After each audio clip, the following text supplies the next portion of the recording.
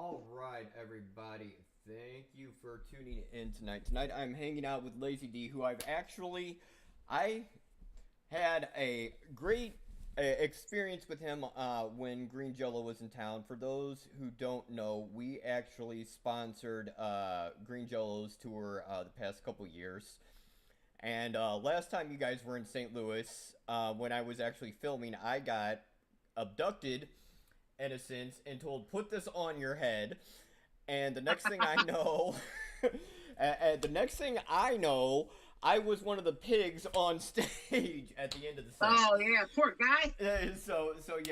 But yeah, that was an exciting experience that night. But yeah, I'm excited to have you back on because man, that show was a fun experience with all the inflatables and everything. So we've got quite a bit to talk about. It's a pleasure. It's a pleasure to do this. We've had your logo on the side of our bus. It's been awesome seeing you guys where all you guys have taken the bus and seeing the pictures that you guys have sent and the banner and everything. And I know we're now getting to help be part of Jesus Cop too, which is really, really exciting. Oh yeah. That's going to be great. I'm supposed to get my shit together and put some vocals on some of the songs for the soundtrack. They don't call me the motivated ass destroyer.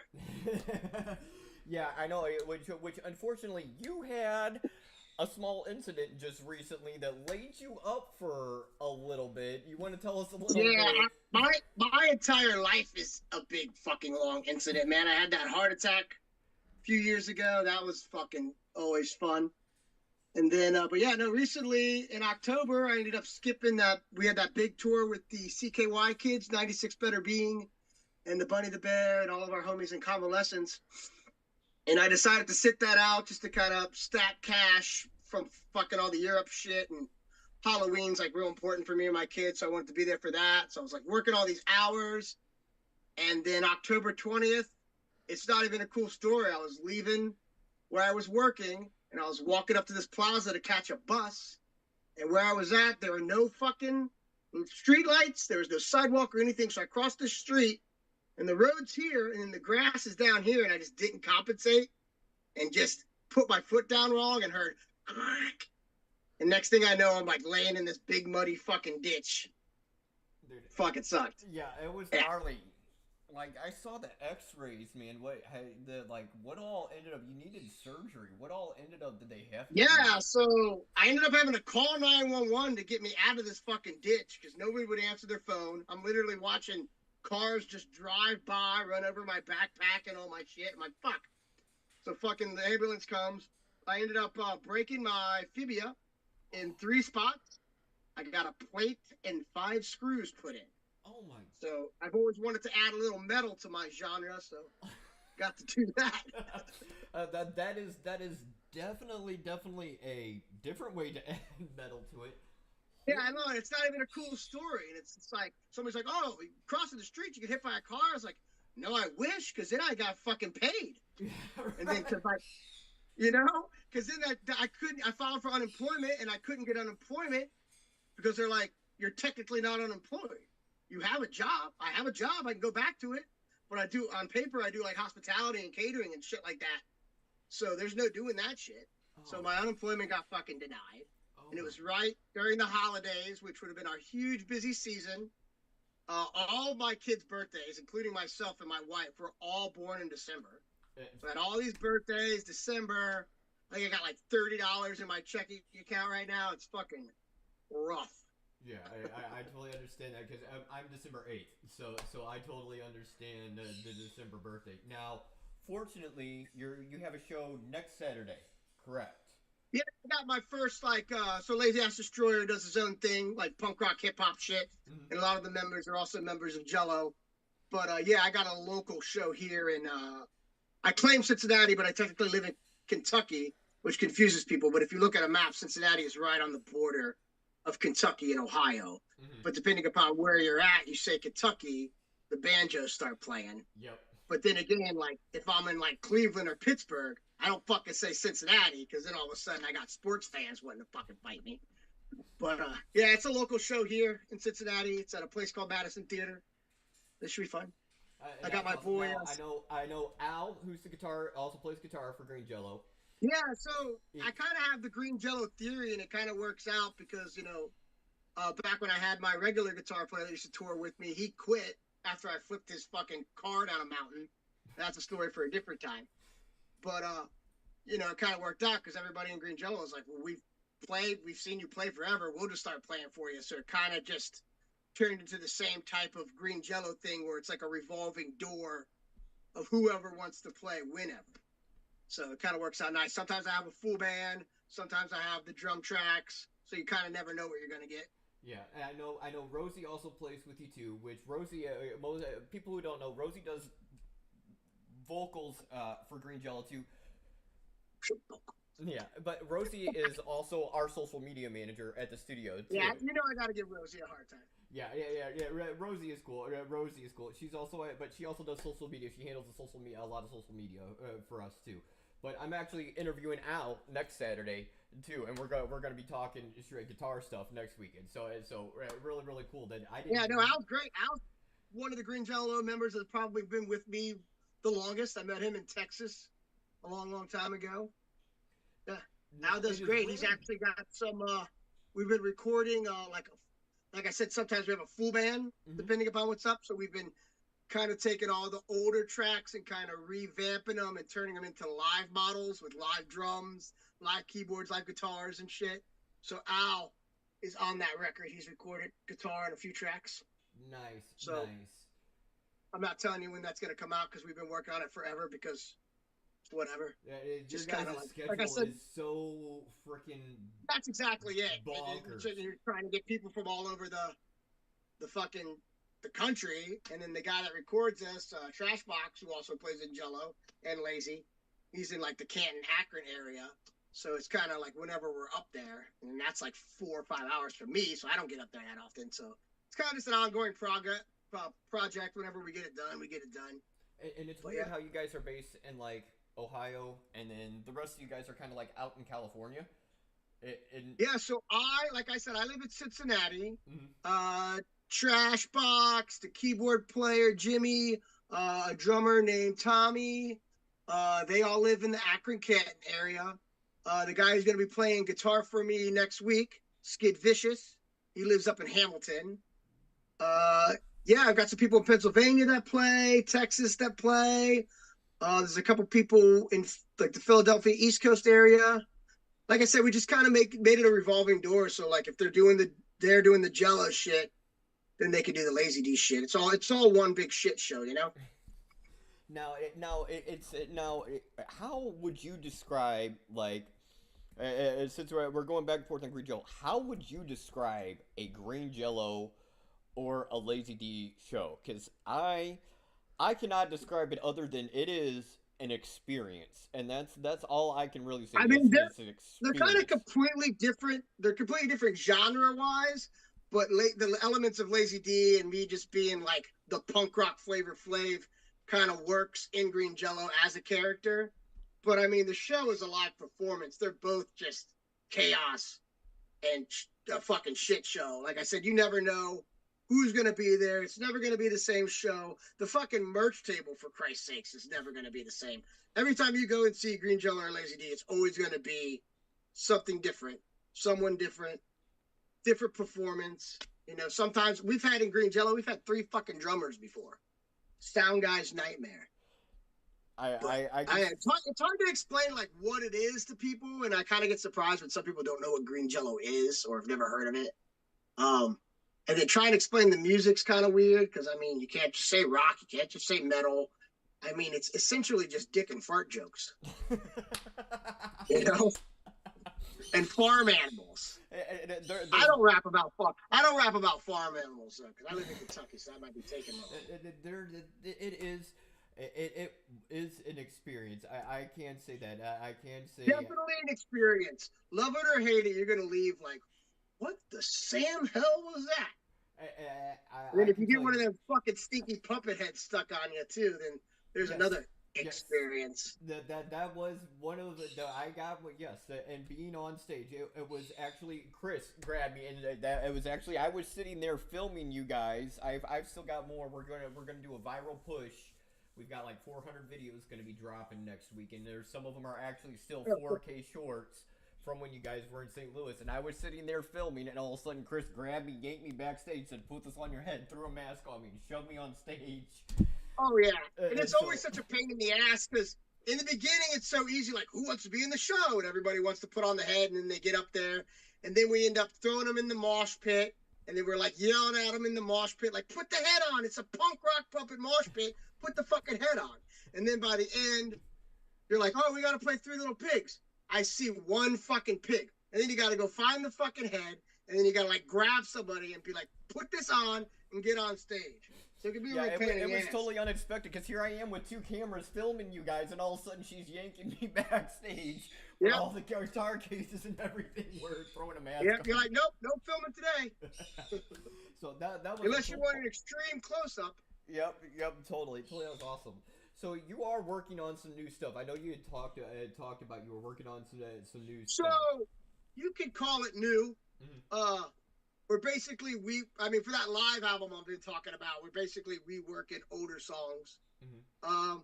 There are a few songs on that album that were never released. I do probably have a demo folder on this computer of about 30 new songs, but it's just like trying to get, like, I don't even know who's in the fucking band half the time. So trying to even like get any of this stuff together we've just been touring all the time, you know? And then it's like, I got an album and it's like, you know what? These people haven't heard that shit. They don't know that it's old. So fucking here's this CD to run out of these. Then we'll put out the live one. Your old music, and I got a bunch of new shit in the holster. It's just your old music's new music to somebody. So exactly. Now, how does your writing process normally work? Out of curiosity. Well, that's another thing too, because with Lazy D, I was always kind of at the mercy of whoever was like DJing with me at the time, like whoever was doing production, because it started predominantly hip hop. Mm-hmm. You know, it had the Beastie Boys kind of punk rock flair to it. But, you know, I'm working with all the DJs and shit. And that's another thing with the recording process. Like, once these dudes would, like, make the tracks and give them to me, like, that was it. Like, I couldn't go back in them and, like, take the drums out, take the bass out. So that's kind of why we're doing the live thing. We're kind of taking elements of the songs and live keyboards and shit like that. But no, mainly, you know, it would just be a DJ making beats and shit, and whoever was playing guitar, you know, start adding guitar, and I'd start doing vocals. Kind of want to get more into doing, I don't know, like rock and roll punk. I don't want it to just be verse, chorus, rap shit all the time. But it's so hard to like get there. Like, we haven't even practiced for this fucking show that's in a week. And we haven't even played together since, I guess, like before October. Yeah. I mean, I know it'll be fine, but it's just like what am I getting at is like the whole schedule and everything is just so chaotic to do anything. So the writing process it's ridiculous. That's another reason why I don't have any new shit out, because you know. So that's crazy. Now recently, we were just talking about before the Green Jellö was getting ready to do a huge run with ICP. And that just got kind of shut down, unfortunately. Yeah, I don't know the whole story about it. I just know it was booked and then it wasn't. Yeah, they had like 2 weeks, and I was sitting that one out because I feel like I'm going to be good for the show in a week, but I mean, that's what whiskey's for. Put the boot on, drink some whiskey, it'll numb it. But 2-week tour, and most of that shit was like West Coast, like, and even like Albuquerque and Denver and all that shit. That's like kind of far. Like I said, I'm extremely fucking broke right now, so that wasn't going to fly for me anyways. Yeah, so I just recently saw they canceled all but like 2 shows. So, yeah. I mean, that kind of sucks, but I mean, I don't know. I'm not trying to say like, oh, I bit the bullet on that one or whatever, but hopefully it gets rescheduled, and next time I get to fucking actually do it. Yeah, but yeah. I heard it was just like scheduling issues or something. I'm not sure. Yeah, I know. I'm not in that group. Nobody talks to me. The other people talk to the other people. I'm just a peon. But no, like I said, it kind of worked out good for me because hopefully that shit just gets rescheduled the next time I can actually do it. And then we also have a bunch of European shit coming up. So I got to kind of concentrate on getting my shit back together for that. Well, play some I major will tell you, fucking concerts. hopefully, I hope you guys get to St. Louis and get to catch you guys again, because I will tell you, the shows, watching it, I was not knowing what to expect when I showed up. Nobody is. And like I was saying, like people, how do you explain a Green Jellö show? And I'm like, the cow goes moo. Like, you can't explain the Green Jellö show. You know, like I grew up listening to Green Jellö. Like I know I had the Oh, original me Green too. Jelly cassette. You know, before the lawsuits, the pre-lawsuit and everything. Oh yeah, before somebody thought that Bill Cosby was a better spokesperson for Jellö than Green Jellö. Yeah, exactly. So Fucked up there. So actually, you know, going to the concert, it was wild. And now to give an idea, when I went to the concert, they ended up. Oh my goodness, there was wires coming out of the ceiling by the end of the show. There was like literally the owners, the guy who booked it was sitting there. They were sitting there with broom handles holding wires up in the ceiling. Yeah, we've had that happen a lot where like shit gets caught in lighting rigs, or we played one place where there's like a fucking chandelier. We've had a couple places with chandelier. I remember one time the dude was like adamant. He was like, "Don't bring the fucking pool noodles." I'm like, all right, but this other place was like a big like.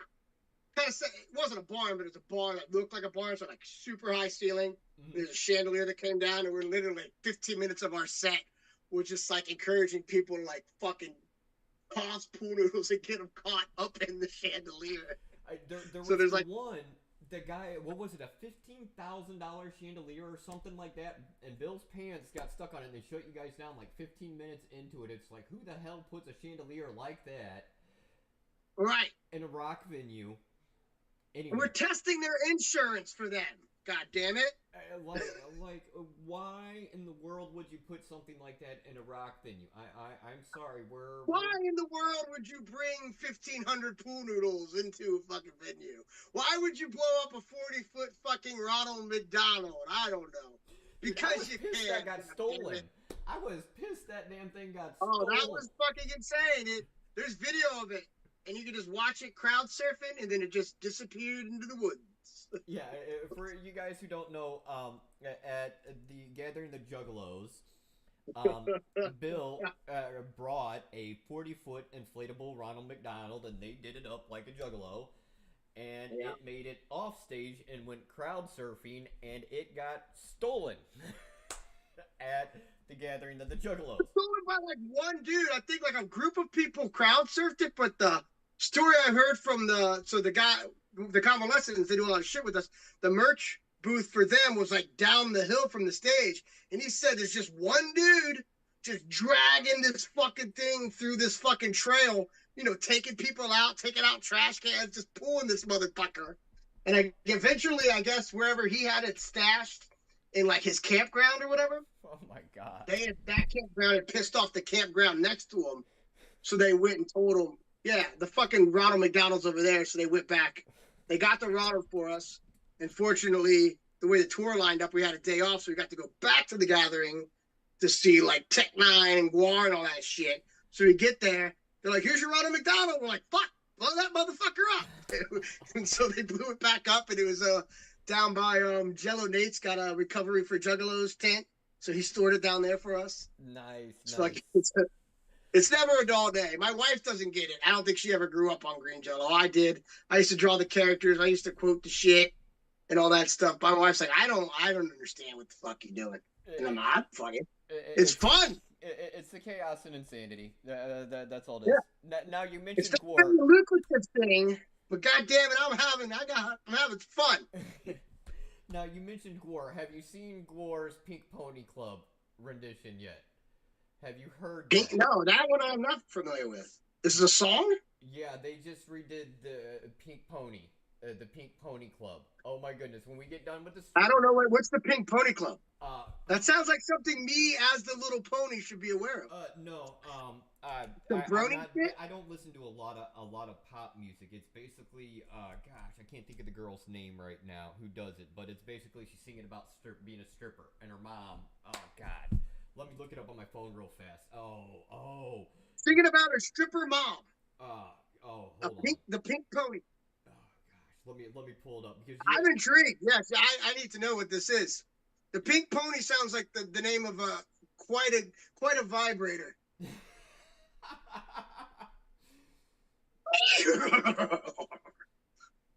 Yeah, that's my nickname on like Chappelle, all my social media handles.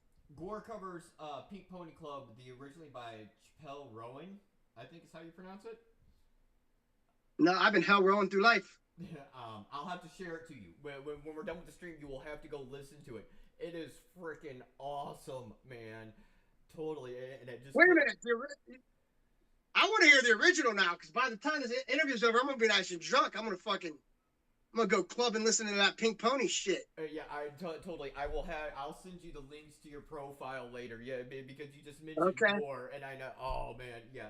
So totally, you will have to hear it out. So I'm glad you're healing. I know you said you were doing physical therapy now, man. So man, that had to be some intense.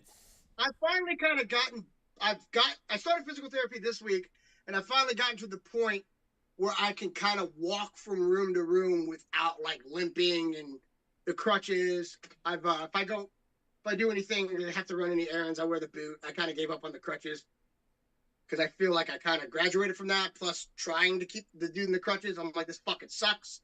It hurts. It takes me forever to get anywhere. So, just been wearing the boot. But I've been trying to clean up around the house and shit like that, and I've finally gotten to the point where I feel comfortable actually walking from room to room. I still kind of go down steps, like a foot at a time or whatever. But it's definitely getting better. Until you can get like, because I know if you guys have not been to see him or Green Jellö, stage presence is a huge thing.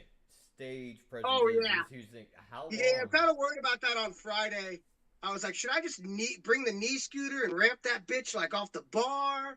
I'm definitely going to wear the boot. Whiskey is definitely going to have to be involved because that is my numbing factor. But, yeah, there ain't going to be no flying ninja kicks or shit. But so how long still be has it energetic. gotten you until you're more... Yeah, you're actually feeling quite a and this is just my own curiosity. I don't fucking know, dude. I gotta get back to work soon, dude. It's fucking sucks. And like I said, I do catering and hospitality and shit, so a lot of unloading, a lot of setting up. I don't know. I'm gonna have to start talking to my boss and being like, can you just step me behind the bar and have somebody bring me shit? I don't know. I think I have a follow-up at the end of the month. I think technically now I'm 25% weight bearing. Physical therapy twice a week. I mean, I'm hoping I can at least start picking up shifts at the latest beginning of February. When we get done tonight, I'll go through in this video and everybody will give, I know you've got, I think, Venmo or something like that. We'll put that. I do, man. I need to. We'll put that in the comments and everything on YouTube, and we'll put links to all your music so you guys can give a shout out, help another artist who's having a hard time right now, guys. You can buy shit on Bandcamp. I get that money directly. Yeah, we'll give links to his Bandcamps and everything because when as musicians and artists, we don't always have the luxury of backup. Oh, it sucks, dude. My Cash App's like negative $800 because they have like a thing where you could like borrow money. I was like, fuck it, yeah, do that. Fucking sold all my my savings gone. So, I'm gonna go. I got that show coming up, so I kind of need to go through all my merch anyways because I don't know where half of it is. I'm gonna go through it and I'll get some fresh pictures and upload some shit. But yeah, fucking Little Ponies. Like I said, that's my handle on Cash App, Venmo. So awesome. We'll get your information out there and stuff because it's definitely about helping support other indie artists, man. Yeah, everybody kept telling me to make like a GoFundMe and shit, and I'm just like, man, it's the fucking holidays and shit. I didn't really want to do all that. Fuck. Yeah. Yeah, it's been rough. Well, I know. I'm gonna get some doing the GoFundMes. I know a lot of people are doing GoFundMe and everything right now. I mean, heck, we got an Indiegogo for the studio expansion going on right now and for scaling all our stuff and everything. But yeah. Well, man, like the majority of my friends and acquaintances and shit, like we're all from the music industry. We're all from the restaurant bar industry. Like we're all in the fucking city. We're all fucking broke. You know? Like, yeah. So. Yeah. Well, the restaurant industry. Well, it's wild because and it's weird how a lot of the music and restaurant industry tie in. Because before I got into the music industry professionally, I GM'd restaurants. My wife used to be a restaurant general manager for many years too, so it's kind of weird how it all ties in. I interviewed John Massari last night, like you know, and he does the restaurants, or used to, and restaurants are really struggling right now. Like, dude, everything's so fucking expensive too. Yeah. It's just like everything's got gentrified the fucking back. They tore down the ghettos to build fucking places that sell $15 hot dogs. Everything went up from COVID. They never fucking went back down. Like, even going to the grocery store, I saw a case of soda, like a 24 case of soda was like $18. I was like, holy shit. I quit drinking soda 5 years ago, or 4 years ago, so, or no, 3 years ago. 3 years ago I quit drinking soda, so that one, thank goodness, damn, I didn't know soda got that damn expensive. Whew. Dude, everything's expensive. Oh, it's fucking insane. Yeah, totally. So I'm sure it's been rough for like a lot of fucking people. Yeah. But yeah, you know, music and restaurant kind of goes hand in hand, because those are the only type of jobs where you can like go on tour for 3 months and fucking come back and still have a job. Well, I'm a total studio rat. I got I don't know, my disabilities and health as they declined. Like, yeah, I've had 3 heart attacks. I know you said you had a heart attack. I've had 3 and a few strokes and everything. So the touring life, I got rookie numbers. The touring life, yeah, nah. I'll sit here and, you know what? You want your stuff mixed and mastered? You want me to get you some drum loops and shit? You want me to come up with some backing tracks for you? I'll get you taken care of. I've got the shit to do that, but I'll do some. Let's do a collab. Let's collab on a track. You know what? Glad. You know what? After March, because like we've got our Indiegogo campaign. As you know, we're raising money to get the new What the Fuck TV and Green Jellö studio for Hollywood right now. We've got that, and to expand our ADA system. So we've got that going, and that runs until March 6th or March 8th. After that, man, we got some stuff, and definitely I got stuff. Yeah, I just kind of need constant motivation. Like doing this interview thing was like, all right, clean up around the place, find your fucking tripod. While you're finding the tripod, you're like, oh yeah, you got mics and some fucking MPCs and shit. Get that shit out, man. It's just rough when you have kids and working and all that shit. And then, you know, it's like everyone's like, oh, you have all this free time. I'm like, you got to sit on the fucking couch. Like, it was not a pleasant time off. No, and like I have epilepsy, and you guys, I know you guys were checking on me. You guys saw, like a lot of our viewers don't know, I had issues with my medication, and I got beat up pretty bad. And I know even Bill was calling my wife. And for those who don't know, Bill Manspeaker is the founder of Green Jellö. Me and him are good friends, and he actually called my wife.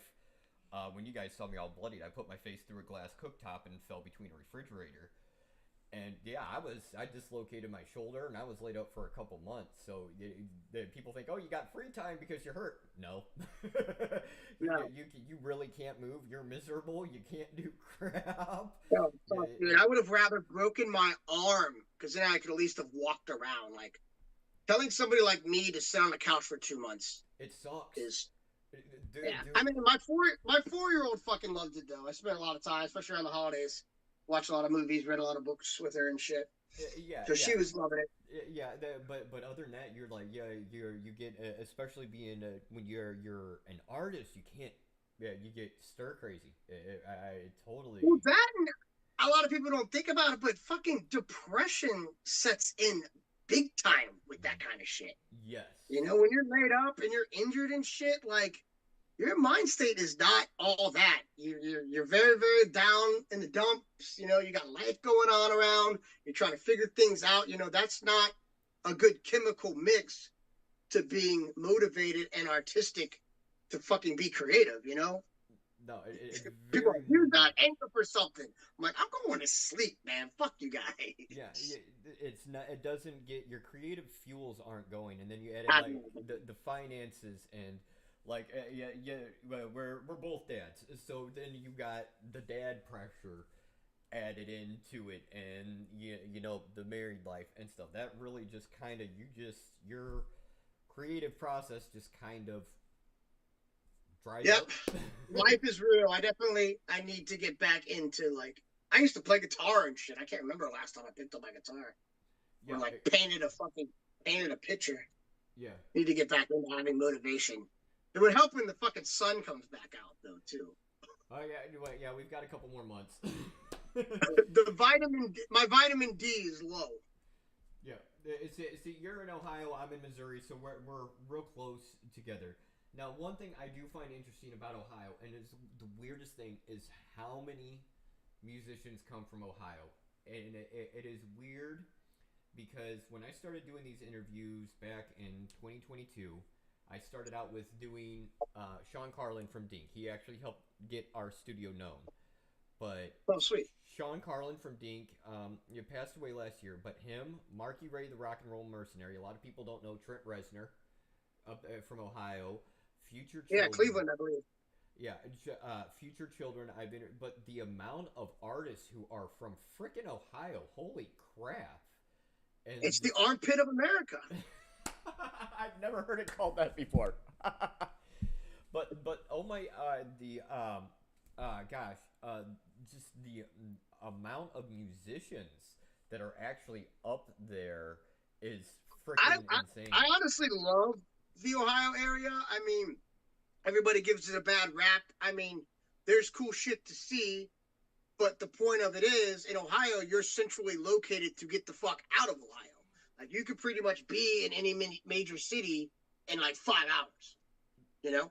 So it makes it great if you're a musician to just plant your feet. Ohio's fucking cheap as fuck. Same with Kentucky. And you could be anywhere super fucking quick. Yeah, I know. 5-6 hours. Like Buffalo's like 7 hours from here. Really? I did not realize it was that central for musicians. It was like that much of a central. Yeah, dude. When I first started, I used to play in a punk rock band called the Wankers, like indie rock. B-52 meets the Who, kind of punkish shit.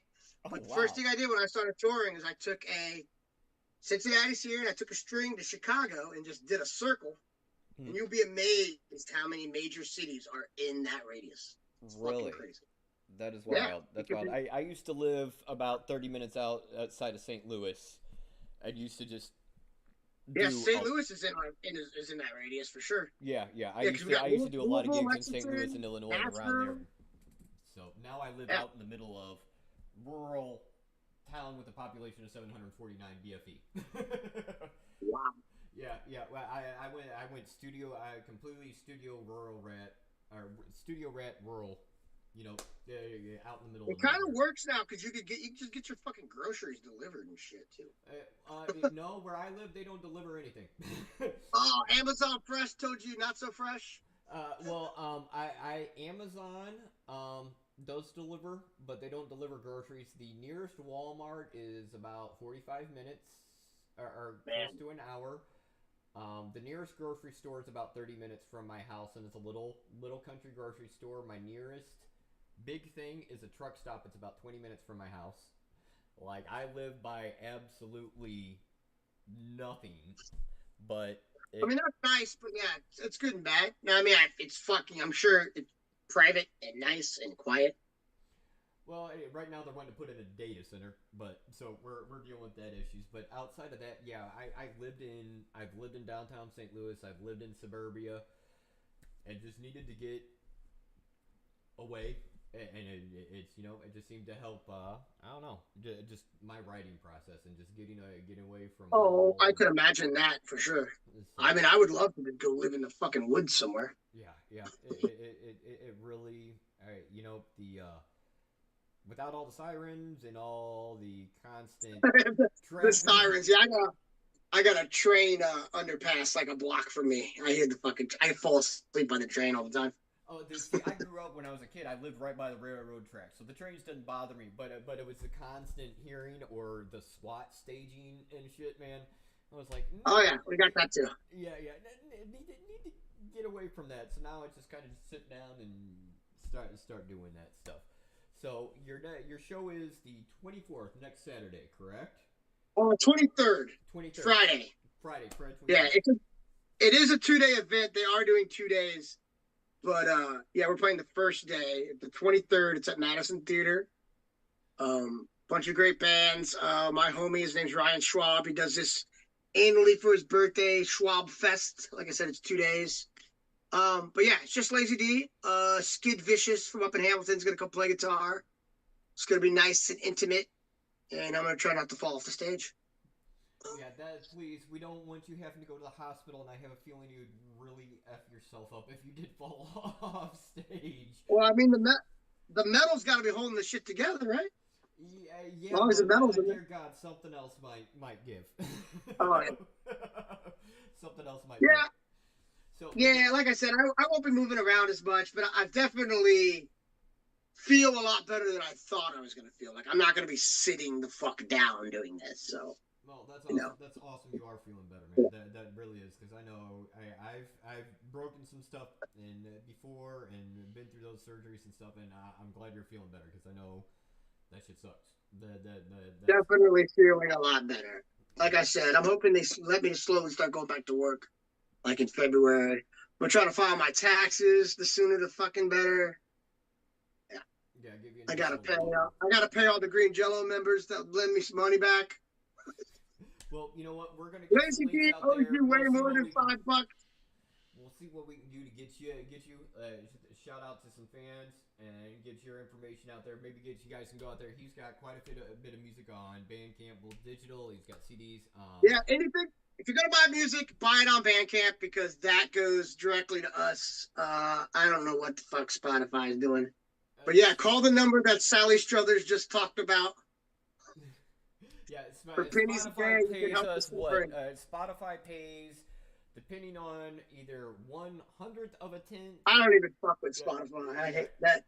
Well, all my old music and what the studio's releasing goes on Spotify and everything else. But with Spotify pays 1/100th of a tenth of a cent up to 4/10 of a cent per song play. Have you ever heard some of the shit the guy said about that? That guy's an asshole, man. Fuck Spotify. What people don't realize is they're based off the 1920s songwriters, and they're trying to keep it like that. They're what, like just Motown stealing everybody's shit? Yeah, exactly. They're basing it off the 1920s songwriters credits. Still, they haven't updated it since the 1920s, and that's if you're not a DJ putting out 3 tracks a week, I don't want to hear you complain it. Yeah, it's wild, and you know, all that shit sucks. The best thing you can do is buy a CD and buy a T-shirt directly from the band at the show. Yeah, always. Okay. Even like buying shit, like I appreciate, but I fucking hate shipping shit out. And the fucking post office and all that shit's always a fucking nightmare. Then you gotta charge people shipping, and postage rates have gone up. It's just like, oh god. Go to the show. Buy the CD, tell the bass player he sucks, fight the drummer in the parking lot. Buy the bass player's cats and cat food. Right, exactly. For those of you who don't know, it's just an inside joke with bass players. You always gotta always give the bass player trouble. Yeah, we got like 6 of them. We have to buy an entire fucking huge bag of cat food. All right, well, thank you, Lazy D. Thank you so much for sitting down. Oh, for sure. It was awesome chatting with you. Everybody, we will post the video, and we'll put some links in there so you can go support Lazy D.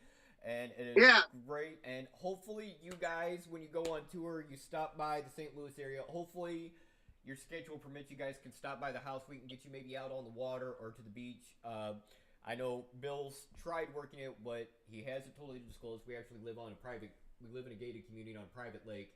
And we've been trying to get it to where you guys are out here on a day off, and you guys can go fishing. We can take you down to the beach, and you guys can chill for a day or two before getting back on the road.